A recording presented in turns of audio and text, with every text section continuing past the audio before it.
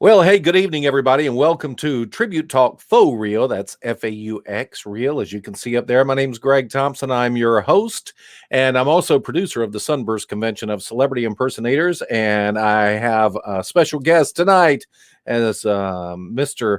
George Trullinger, man of many faces and voices, and we kind of have a lot of things going on in common, our parallel lives there. We do Oh, yes. we do a number of things. So how are you, George? I'm good. I enjoy. Hey, before we get started, I just want everyone to know you've tuned into America's favorite game show. It's a new hit in the afternoon. Now, you have to guess what's in the box. Hey, wait a minute now. I knew you did. Now, it's something that a lot of people used to have. Nobody has it anymore. Jobs. A lot of people. No, that. No, it is a beta tape. Remember those? Yes.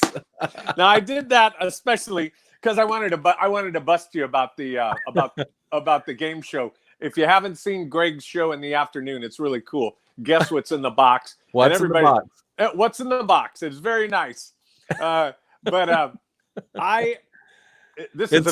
It's fun. People are enjoying it. I'm getting a kick out of it myself. As you know, I started worked with Sherry Ray, and we started Legends in Concert in 1983.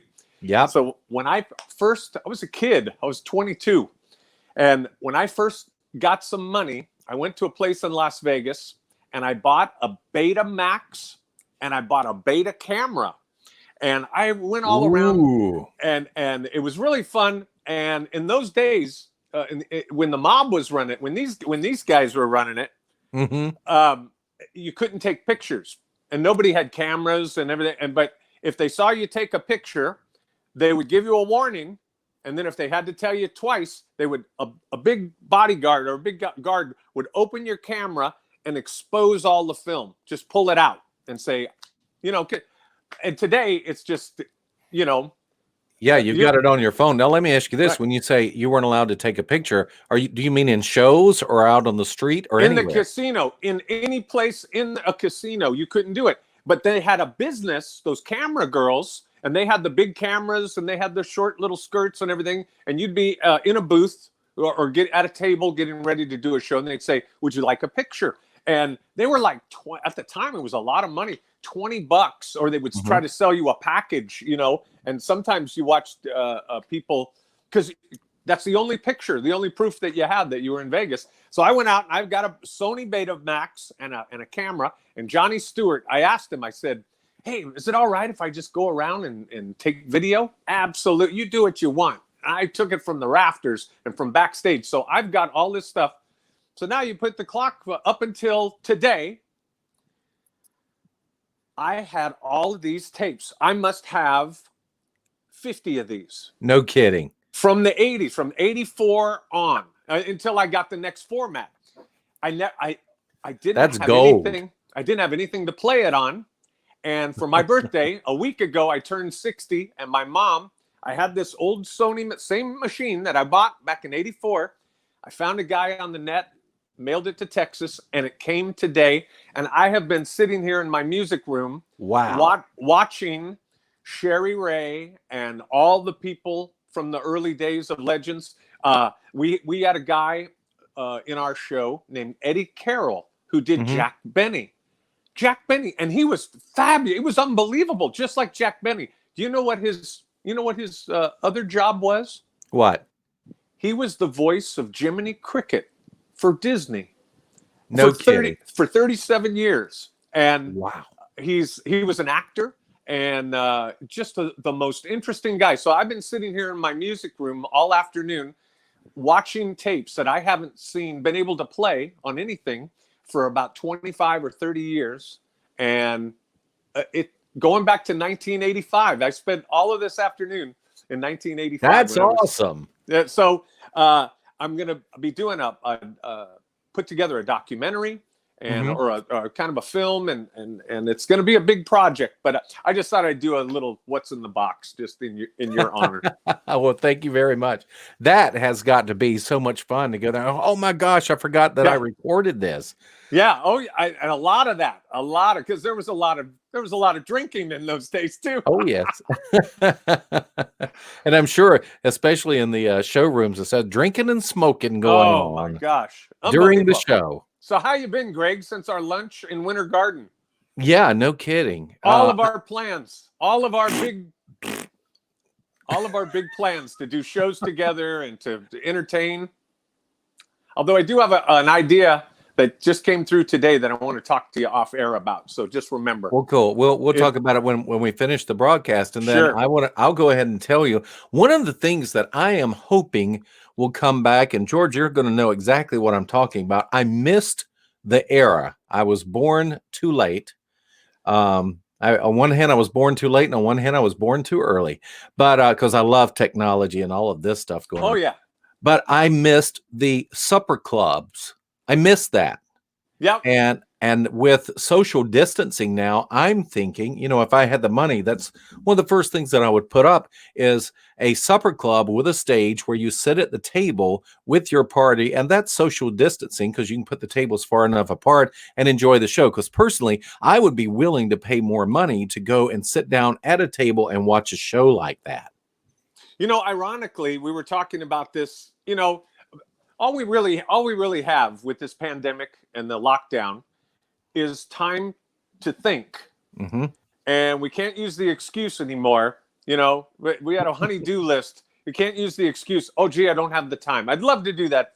I'd love to paint the house. I don't have the time. I painted the house. I did a little bit every day. This was in the early days of the lockdown, but we've got an awful lot of time to think.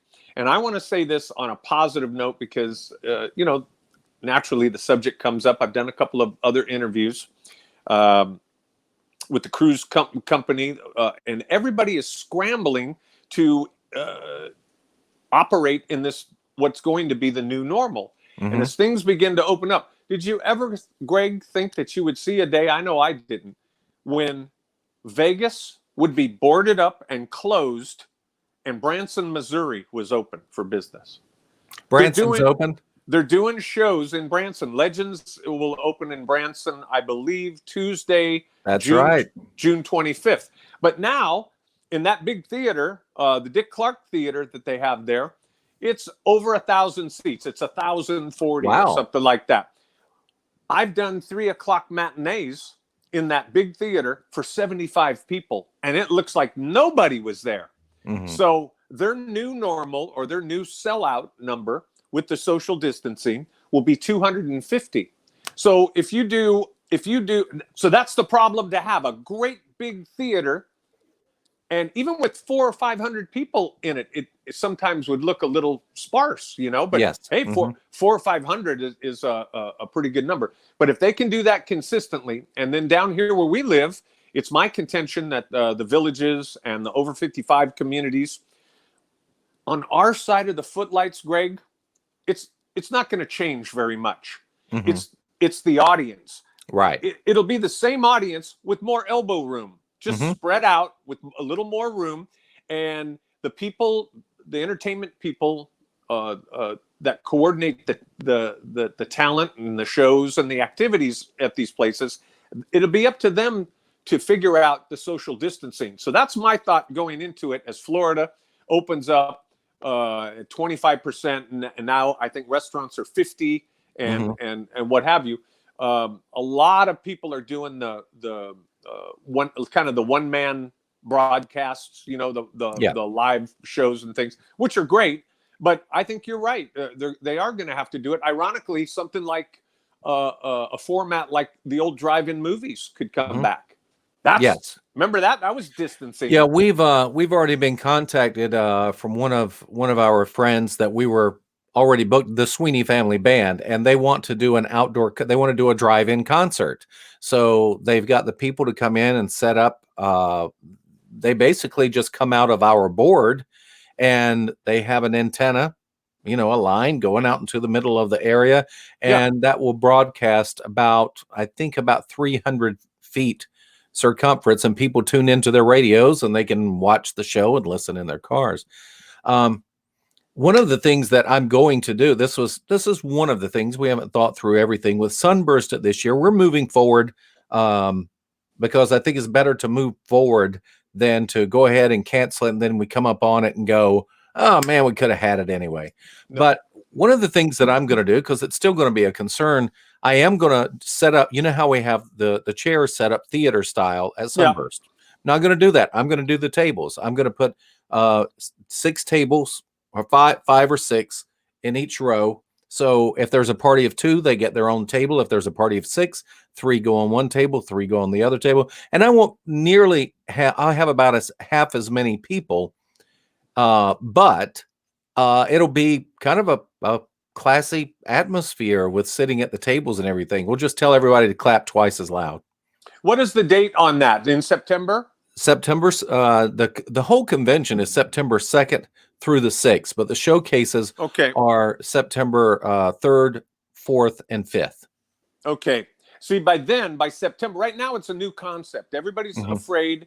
And I will say this too to your audience, and believe me when I tell you this, this is not about any kind of politics. This pandemic is happening all over the world, but this isn't some small country. This isn't, Ecuador or some desolate part of Mexico or something like that. This is the United States of America. And the old adage, necessity is the mother of invention. That's what's going to happen. And that's what's going to happen. That absolutely somebody, and it's the same whether you talk about the current situation that we're in, or some kind of a technology, or these devices that we have in our pockets that connect all of us. Somebody was working on that in their garage once upon a time, and now it's a worldwide thing. And I think that where there's a need and where there's a problem, we're in the state of Florida and home of the space program. We're the people, we're the nation that sent man to the moon and got him back, and had a space program and participate in the International Space Station. So I think great things are possible. I really think that it's important to open up with all of the safety in mind, with all of the, but it has to open up, or you're going to wind up with a lot of, there's mental problems and domestic problems, and we'll figure it out. Absolutely. We'll figure it out. And absolutely.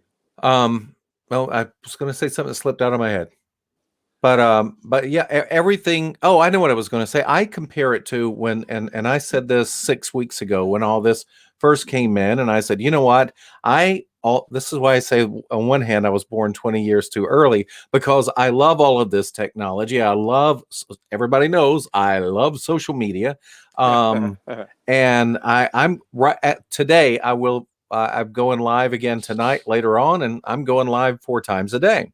So I'm loving it. So when this happened, it's not that I go out and I seek to see the positive side of things. They just pop up in my head. If I see something bad happens, it just pops in my head that, oh, that's a horrible situation. You know what? We could salvage this by doing this or that. And I kind of saw it that way. I said, I'm going to embrace social media more. I'm going to embrace going live more. And I think everybody should do that, because 150 years ago, there were people who said, I'm not going to use that silly telephone thing they came up with. If I want to talk to somebody, I'll get my horse and buggy and drive to their house. It wasn't that long you got a message through to somebody by Pony Express. Really, that's true. In the history of the country and the universe, I will tell you that I'm very hopeful that we can innovate, and I think with sports, and I feel one of the groups that I feel really bad for are the graduating seniors, high school, college. Man, what a big thing! And you remember back to your graduation, what a fun time! You worked really hard to get to it, and these poor kids are going to just get their certificate in the mail. And some people are doing some things, or if you're planning a wedding, Our friend Roger Byers, with the Orange Blossom Opry, he's in the funeral business. He runs mortuaries. He says people are still dying. They're not having funerals. There's no imagine that, Do you know Monica Leamy and Jonathan? Monica comes to Sunburst. She does Gwen Stefani. Oh yeah. Of course. Yeah, her father passed away last Sunday, and they can't figure out what to do. You can't figure out what to do. But I'm going to switch gears a little bit on us. Sure. And I want to, in case someone is watching, they're like, okay, who is Greg and who's that guy he's talking to? If you if you happen not to be in the tribute world, then that's understandable. But if you're in the tribute world and you don't know who George Trullinger is, you need to step up your game a little bit. This gentleman was in the original cast of Legends in Concert in Las Vegas in 1983. He mentioned earlier. Where did you start out with the show with Buddy Holly? I always get confused because I know you were a Beatle. I was the first act. I always tell this story. I parked my Volkswagen, my 65 Volkswagen Beetle, on the side of my parents' house in Huntington Beach. And I said, I'm going to Vegas. I'll be back in 3 weeks. I had a 3-week contract. And we did opening night, and, the show changed a little. And the band started off in a booth, which became the green room later. And we said, hey, if you're going to call it Legends in Concert, you got to have the band on the stage, and really, let's do a concert. Let's do a rock concert. And a lot of changes, but the original reviews for the show were nice little show, should last about a month. And I'm thinking to myself, I'm going to get an extra week. Yeah. I'm going to, hey, Mom, Dad, I'll be back in 4 weeks instead of 3 weeks. And I lived at the Imperial Palace, and the show kept getting renewed every 90 days. And I lived at the Imperial Palace, and every 90 days, it would go up. And then finally they said, we have an indefinite run. And today it is the longest running show in Las Vegas history. And the virus shut that down, but it shut everything else down too, And I remember, Roy Horn just passed away. And we used to go to a gym. It's kind of hard for people to imagine, but Las Vegas truly is a 24-hour town. And we used to do 2 shows and then go to the gym from about 1 until about 3 or 4 in the morning, and then go somewhere, go bowling or have breakfast or something. This is back in the 80s, So we worked out at the same gym as Siegfried and Roy, and we got to talk with them, and they were really great guys. So of course they were the kings of Vegas in those days. They invited us to their show, and we all sit ringside and everything. And we were there. That was at the Stardust. They were starring in Beyond Belief. And at one point of the show, magic and all these specialty acts and martial arts troops and things like that. But they came out, and I remember Roy had a little baby white tiger cub. And he laid out the whole dream. He says, we're going to start breeding. They're endangered in the wild, and we're going to start breeding them. And they had 2 kittens. That the whole thing started off with that. And then, of course, they moved to the Mirage and had the white tiger habitat and all that stuff. And thanks to Siegfried and Roy, our grandchildren will be able to see live white tigers because they were. And I'll never forget. And they brought them around, and we actually got to pet them. We were really sitting ringside, and they were just tremendous. Don't tell Carol Baskin you petted a tiger. Oh man, I still haven't seen that. Everybody talks about it. I'm a little afraid. I've seen some clips of it, and it just looks. I watched it when it first came out because I'm like, what are these memes? What are these memes? And then I'm like, oh, it's this thing called Tiger King. So within 15 minutes, I was hooked. I'm like, oh my God. And there's murder involved, and there's other stuff. And I had some friends to go, I watched that because you were posting about it on Facebook, and I hate you now. Because, isn't that funny? Yeah, because they were like, that was stupid. That was horrible. I said, I didn't say it was good. Oh. But it's as far as documentaries go, it's a good documentary. They did a really good job with it. But the people who are in it, you're like, there are people in this world like this. Yeah, come to Florida. You know that there's a radio station down here, and every night on the news they have an episode, and now it's time for another episode of Florida Man. And it's some dumbass thing that somebody from outside of Tampa or Plant City or some horrible day. The other day it was a woman. They said, "Well, it's Florida woman," and there was a 34-year-old, and I believe alcohol was involved. She was like a kissing bandit. She was going around this bar where everybody's trying to social distance, and she's kissing everybody. And they threw her out, and she's all, I'm guessing, drunk. She called 911 9 or 10 times. The cops show up. All she had to do was leave, and they wound up taking her away. I was going to say, you could get arrested for that. Just crazy, but it's Florida. Years ago,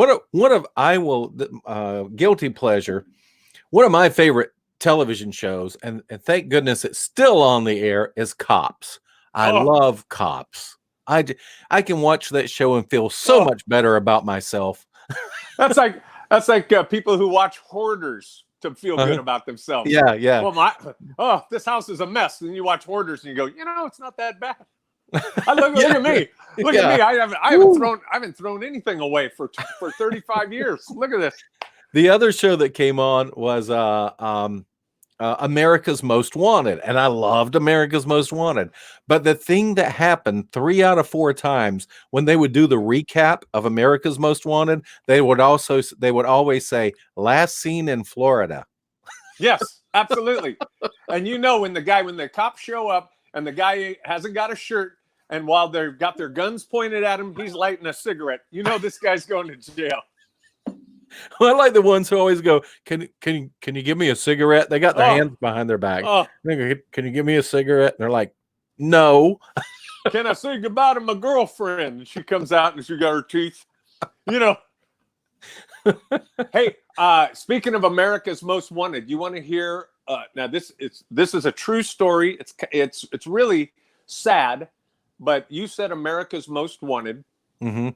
Here's a trivia question for you, and it's not the kind of thing that you plan, or it's one of those things, but it really did happen in Las Vegas. Okay. The first person to play Elvis Presley in Legends in Concert, opening night, he was in the show for a couple of weeks, was a guy named Dana McKay. And boy, you talk about, you're in the lookalike business. This guy looked like Elvis. He really, truly did. He was in the movie This Is Elvis. He portrayed Elvis coming back from the army when his mother passed. Kidding. And he was in that movie. But if you looked really fast, if you just glanced at his promo, his headshot, you would go, "Oh, Elvis." Mm-hmm. Oh, wait a minute. That guy, that's incredible. Really? Dana McKay, and you can look this up, and I hope you do. So Dana, he was a great guy, and he was a professional Elvis impersonator, but he was a little pitchy. Mm-hmm. He was a little pitchy. So he left. He opened the show for a couple of weeks. He went from closing the show to opening the show, and Sherry Ray closed the show as Janis Joplin because she was very vocally very strong. So he had left the show. They brought in Jonathan Von Brana and a couple of other guys, Pete Wilcox, and with the idea, hey, you go work on your voice, take some voice lessons, and you can come back. Well, he never came back, but he still continued. He played in South America, did all this stuff. So I was getting off a cruise ship in the 90s. And at any rate, Dana, during the time when Las Vegas was exploding with growth, over 10,000 people a month were moving to Las Vegas. Wow. And the Mirage was just getting ready to open. He borrowed $30,000 from the mob to start a palm tree business in Las Vegas because people were landscaping and he had this big chunk of land around his house.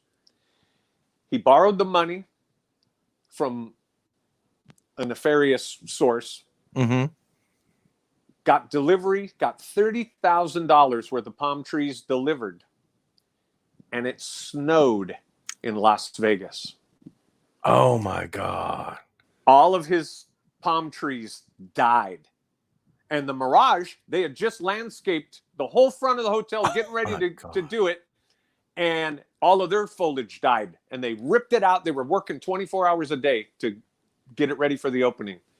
He couldn't pay it back. So I got off a cruise ship, the Big Red Boat in Port Canaveral. And they said, no, way before cell phones. And I got off the ship and they said, there's somebody that wants to talk to you. I said, really? And I went to a payphone, and it was somebody from America's Most Wanted. And I said, hey, what can I do for you? And they said, we're reenacting the Dana McKay case. I said, what happened to Dana? They said, he was found killed. Him and his girlfriend were shot execution style. And if you look it up, it's still a cold case. No kidding. They did it twice on America's Most Wanted. So they actually hired a guy. They hired an Elvis impersonator to play an Elvis impersonator. And they reenacted it. And he had borrowed money from the mob, couldn't pay it back. And they sent somebody to his house. And both he and his girlfriend. But look that up. It's still a cold case. Dana McKay. I'll have to look that up. Dana McKay. And wow. So the first guy to play Elvis for Legends in Concert opening night was whacked by the mob. Son of a gun. Now that you can't make that up. You can't make it up. You can't. That would make a documentary. And I've seen stories. Look, but that's just one of many stories. Oh, I'm sure. Some folks are saying hi to us, but the feed that I'm getting, it's not showing their name. So whoever you are saying hi, we're saying hi back. Hey, everybody. We got hi guys, hey dudes, and I do see Elizabeth Christopher in there, and she said, "Ha, do it." So she said, "Do something we were talking about doing earlier." Okay. Yeah. All right, then we'll do it. You and me, we're going into the drive-in movie business. Hey, let's go. You know, do you know anybody we could borrow some money from? Oh no. Yeah, I do. Yeah, let's don't go that route. No, heck no.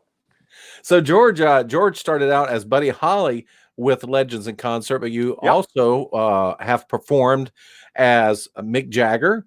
Yes, Mick Jagger. And your most recent big thing has been portraying Ed Sullivan with the Fab Four. That's right.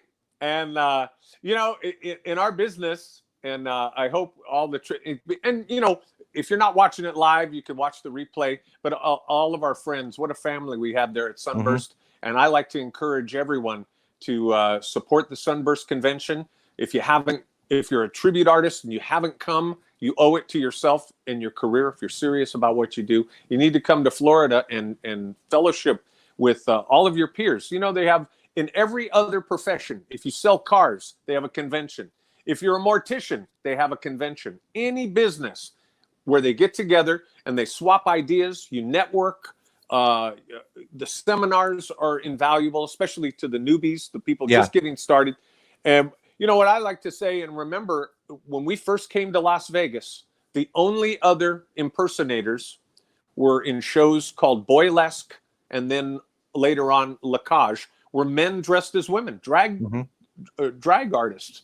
So, and today the impersonator business is so big. And you know what? One of the wonderful things. Oh, it's Sean Fredericks is in the room. That's who it was. Sean. Yeah. What's going on? But remember us playing at the MGM in that big dome? Oh, it was great. He's great. John Lennon. Absolutely. He's a drummer. Just a great entertainer, man. We had a good time. And the other one is Billy Buchanan. I know Billy. Billy Buchanan. Man, oh man, what a talented cat. He's good.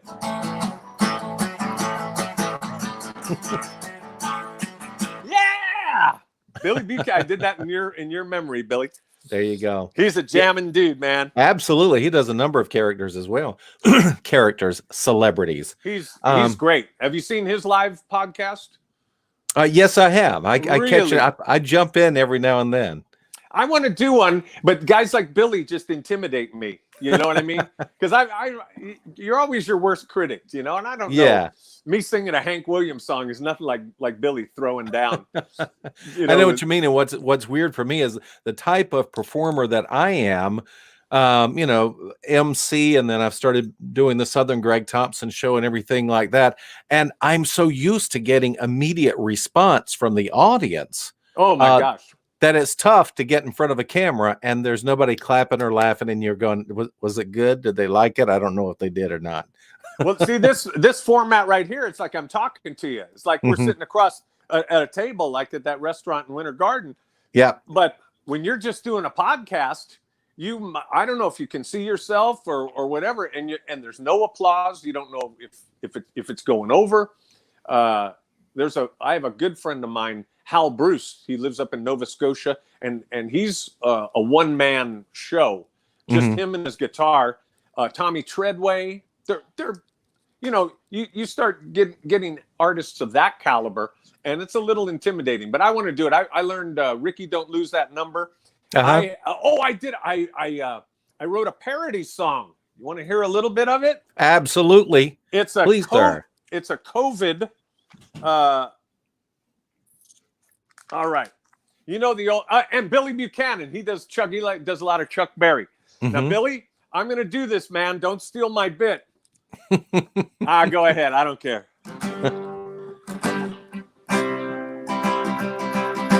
You know, the lockdown in Boston, Pittsburgh, PA, deep in the heart of Texas, up in the Frisco Bay, all over St. Louis and down in New Orleans. Everybody is locked down with COVID-19.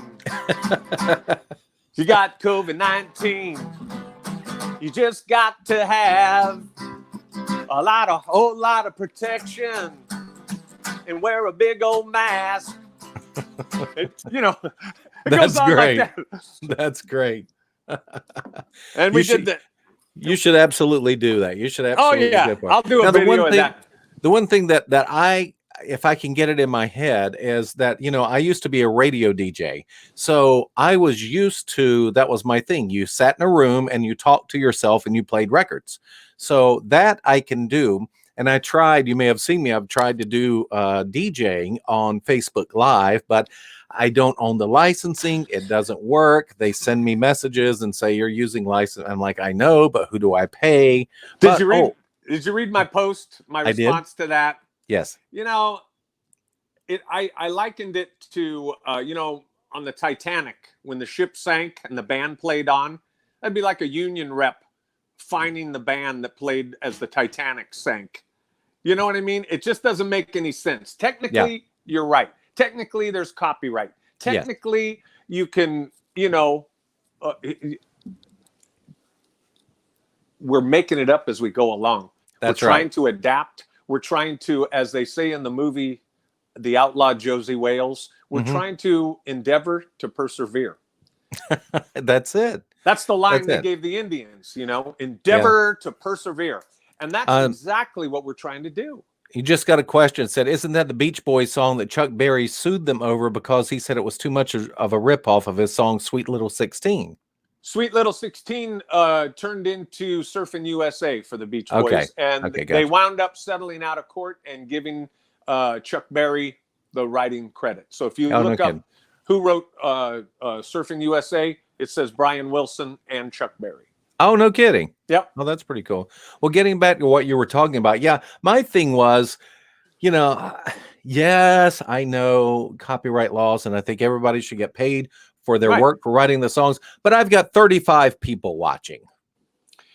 I got 35 people watching. It's the principle of the thing. You know what I mean? It's really, they should suspend the rules a little bit. They should say, you know what? These people are struggling. We don't have work.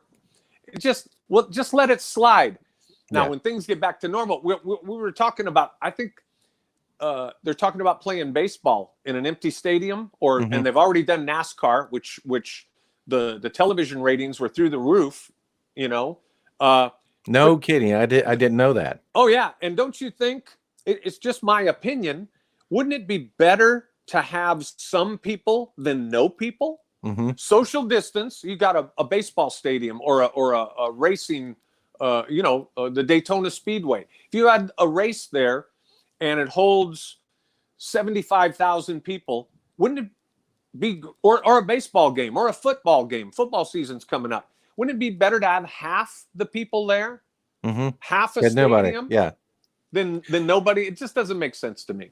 George, Michael Walter said that he loves you, and he says George's hair looks great. He looks 10 years younger.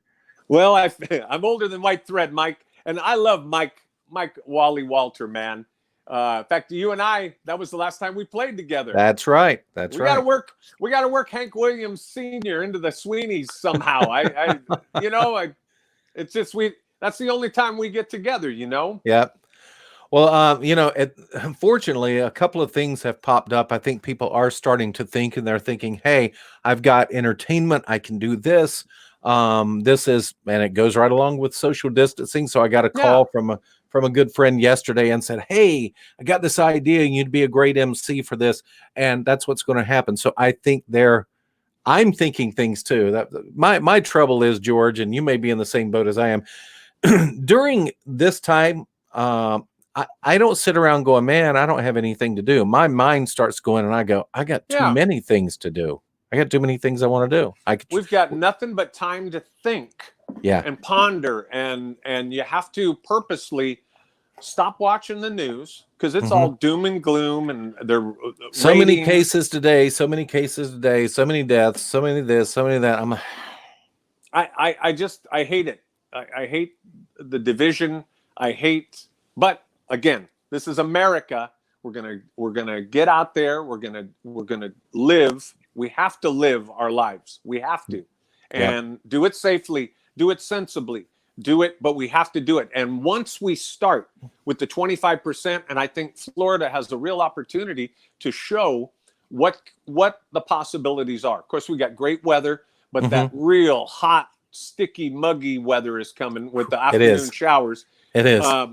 My idea is for places like the Villages and the over 55s, twilight concerts. Get there about 3 p.m. Set up on a golf course. Take the nets down on a tennis courts, whatever. A lot of these places have a pavilion. I've played absolutely on these pavilions where people they get there in the afternoon. They stake out their lawn chair.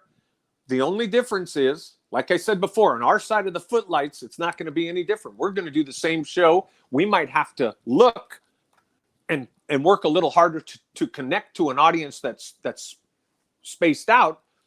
I'm okay with that. I'm perfectly totally. We have to get back. We have to get back to live performance. And I want to share something with your audience.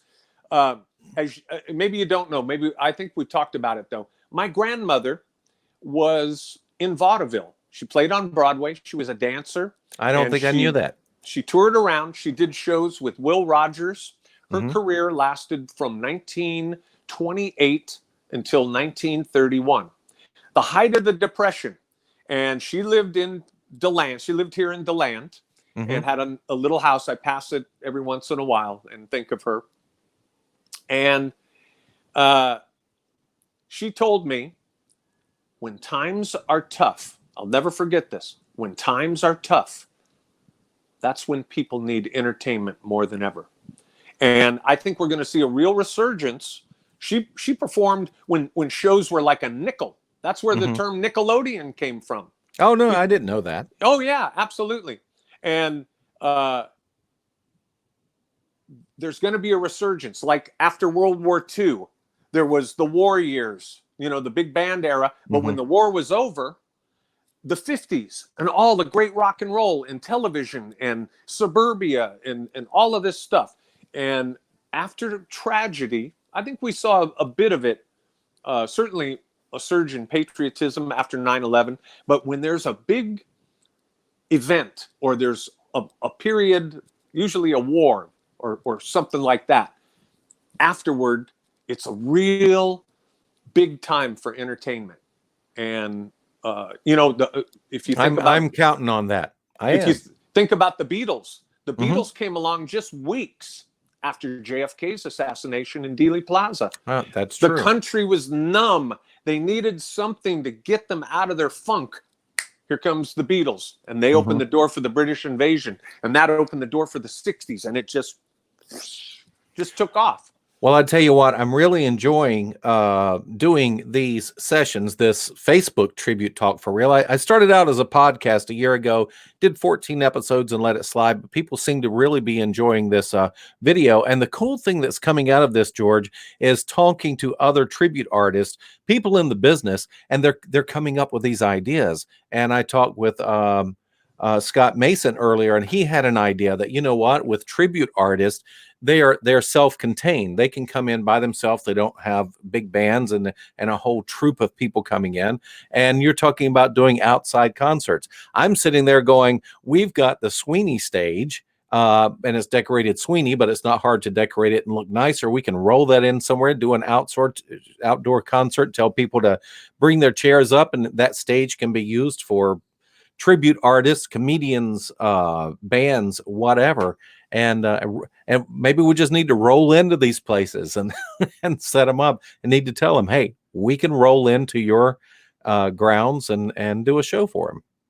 So anyway, I think that's a great idea. I think it's a wonderful idea, and innovation is what's going to pull us out of this, and perseverance, being positive. You know, it's awful easy to throw rocks at somebody's idea, but it's very hard. It's a hard thing to pick up the ball and run. it is, and that's been a blessing for me and a curse for my wife sometimes, because sometimes I'll get an idea and go, okay, let's do it, and I forget about all the, but what about so and so? But what about so and so? I will deal with it when we get to it. Let's just in game. George, I would not do this to most other people, but I've known you for many years now. I've really enjoyed your friendship, and I know that I can go to you and say, George, pick up that guitar and give us a song, and you're on the money. You're ready. George and I, by the way, didn't plan anything, and we certainly didn't plan what we were wearing, and we kind of matched tonight. Well, what do you want to hear, Greg? We could do Bob Dylan sings the hits of the Beatles. It's been a hard day's night, and I've been working like a dog. We can do Hank Williams. Your cheating heart will make you weep. You'll cry and cry. Or we could do some Buddy Holly. Well, that'll be the day when you say goodbye. Oh, did someone say Elvis? I was getting ready to say that. Well, bless my soul, what's wrong with me? I'm itching like a man on a fuzzy tree. Who do you think of when you have such luck? I'm in love. All shook up. Boy, I wish Billy Buchanan was here. Man, we'd have a ball. We'd have a 9-hour show. Maybe you know what? One thing, we tried this with the Sweeneys, and maybe we need to try it again. But, you know, we can get 3 or 4 of you. We can get up to 6 people in this room at a time. Wow. So all I would have to do is, matter of fact, I could put the link in the comments right here, and a couple of people could join us. Let's just try that. You don't have anywhere to go, do you? Yeah, I'm late for my job. Yeah. So I just put the link in the comments so folks can actually click on that, and we can bring them in the room. Now this sounded crazy. I was going to make a joke and say, yeah, I got an 8:30 show at Walmart. I was thinking the other day, we could do a show here at Walmart. That's true. You know, pull up the trailer and here we go. Why not? Somebody called the other day, day before yesterday, and the guy said, "Hey, we're actually putting on an outdoor show for a family, for a big group of 150, big picnic, and they got a band coming, and they wanted to do social distancing, and they wanted to know what I had entertainment wise." I said, "You know what's really good entertainment wise for something like you're talking about it, because it was a family thing." They said, "Yeah, we're looking for like a balloon artist or something." I said, "Why don't you do a stilt walker balloon artist?" And he's like, "That's a great idea." I said, "Yeah, because they're up, social distancing." He said, "Yeah." He said, "Do you have anybody available for Sunday?" I said, "I don't know. I'm going to have to check our schedule. Hold on for a second." They're pretty booked up. We're going to send Santa and Mrs. Claus your way. And it's going to be, I know it's May, but Hey, yeah, Jump on exactly. it. But you know what? I think Santa's going to be making a lot of online appearances this year.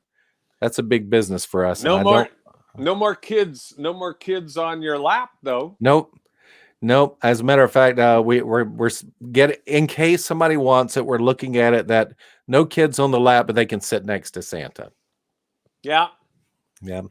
Well, George, do you have any extra thoughts for us? We're going to wrap this up here. Nobody else is jumping in the room. Maybe their hair needs combing or something. I don't No know. worry. Oh, I know mine does.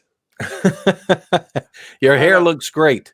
I've never seen it's it this color. It's usually dark. Oh yeah, it hasn't been this long since I've kind of got that Mike Brady look. Yeah, you do. I'm wearing a hat, and I'm going to be wearing a hat because I did two things that I should not have done. One, I'm allergic to I did that. I cut my hair and then I dyed it, and not my thing. I'm not Well, good at it. You're not supposed to cut your own hair anyway. So I'm like, I'll just wear a ball cap. yeah, it's a funny thing. I had a beard a couple of weeks ago. I didn't like it, Yeah. but everybody does a little bit different. The Fab Four is doing a one of those where there's four people. They're going to do a show. I guess they're all going to be together at the shop, but they're doing a show called Let It Beard. They're going to do the 50th anniversary of Let It Be. So if you tune in for that, I think that's May 25th. And Okay. It's going to come back, folks. I want everybody to just be positive. There's so much negativity in the world, and there's so many just talking heads, talking nonsense, and, Blah and blah trying blah to blah blah blah. fear and all of this. This too shall pass. Stay Mhm. positive. Listen to music. And if you're an impersonator, a tribute artist, let's get together at the Sunburst convention. And hopefully the world will be a little different than it is today, a lot different. I think so. As far as opening up. And it just gives you more options. If you're already planning for the social distancing and say there's a circumstance that comes up where we can accommodate more people, well, then whatever the parameters are, We will work within them. The show Absolutely. goes on. It has to go on. That's it. Well, George, as always, I enjoy you, sir. You and I could sit around and talk for a couple of days. I feel confident. We have. This is true. This is true. But everybody, Greg, thank you. Thanks you are very much. welcome. Hang around just a second. Will do. Just hang out there, and so tell everybody bye, George. Bye, everybody. Hey, send me, if you come across the garage sale, send me those beta tapes. I got something to watch them on now. All right. Be good. I'll talk to you in just a second. Thank you. Bye, everybody. All right, everybody. This has been Tribute Talk Faux Real, and my guest today has been George Trullinger, who does a number of things and just an all-around great guy. And I can imagine how much fun he's having tonight watching all those beta tapes that he's not been able to watch in 25 years. But thanks for joining me. And if you are in the tribute business and you would like to be a guest on Tribute Talk Faux Real, it's just for fun. And what else have we got to do, right? So anyway, you guys be good. Have a good day, a good night, and bless your heart in the good way. Good night, everybody.